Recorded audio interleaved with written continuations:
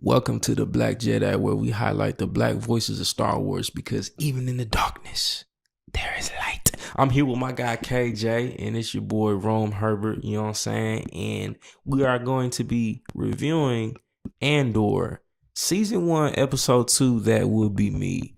Giving a rating. By the end of this video, you will know whether or not you should watch it or if you should just hang it up. You know what I'm saying? Just skip the whole episode altogether. You dig? But no, honestly, I think it was a lot better than episode 1. If I'm gonna be honest with you, I think it's like ramping up slowly. But we're gonna start with just like the highlights of it. You know what I'm saying? The good parts of it, and then maybe touch on some of the critiques. So KJ, what are some good things about Andor episode 2 that I don't know are worth looking at? Okay, so yeah, I would personally say more so of the cinematic of it. The shots, pretty crisp shots. When you get into Star Wars, a lot of times, the shots sequences look very, they look on point. They're always on point for the most part. Lighting's on point, and then when you get into the soundtrack or the score, and most of that's on point. Andor wise for episode 2, I would personally say that I didn't really get that Star Wars esque feel. Oh yeah.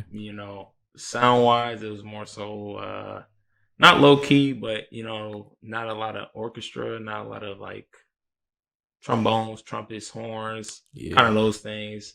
I feel like they use a little bit of different instruments on that one, which is okay, but for casuals, I know a lot of them probably would prefer, like an original OST or something like that. So, but overall, like the shot wise and sequences, they seem to be pretty good. Relatively well shot. Well, anything that you want to key in on? No, I mean, just as far as the story wise too, I think it gave us a little bit more development than the previous episode, right? I feel like the previous episode was a bit too drawn out. Yeah. But this one we got introduced to just the correlation of Marva and Cashin, right? So we got to know a little bit more about him, like how she kind of relates to him, and that she already knew that he wasn't, you know what I'm saying, where he was from. You feel me? Right. And then we got introduced to the buyer, right? Yeah, buyer. That boy Luthen. We got Tim and his what is it? Tim and his wife. I forgot her name. Tim and I forget her name.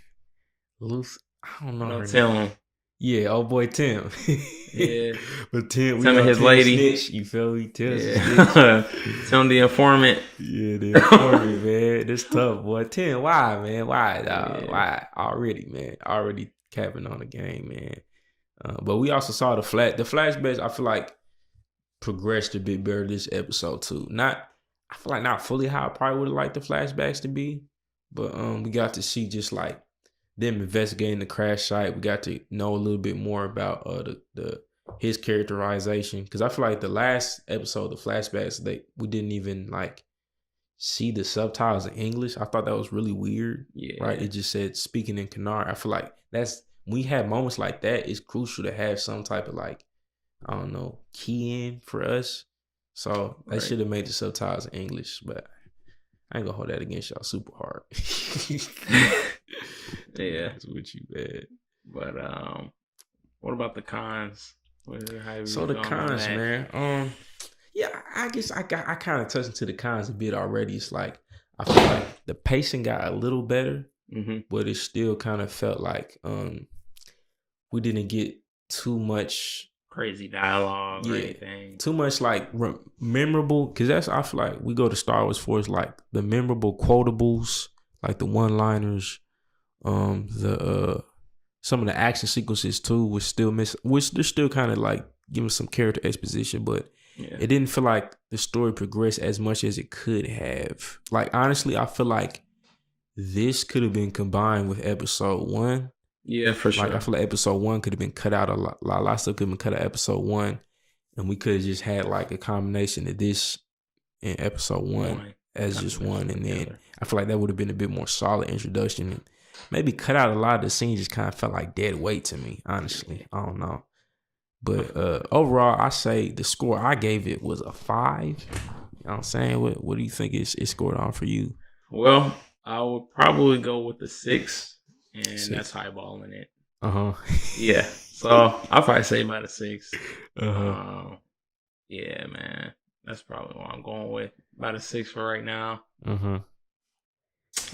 Yeah, Yeah. I'd say a solid 6. You know what I'm saying? It wasn't a bad episode, but it definitely felt like It was just kind of mediocre. yeah, it felt a little bit more mediocre in my opinion. But you know, hey man, that's what they needed. You feel me? Let Yeah. us know what y'all think.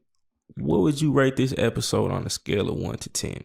Right. That scale we're using, by the way, wasn't 5 and 6 out of 100.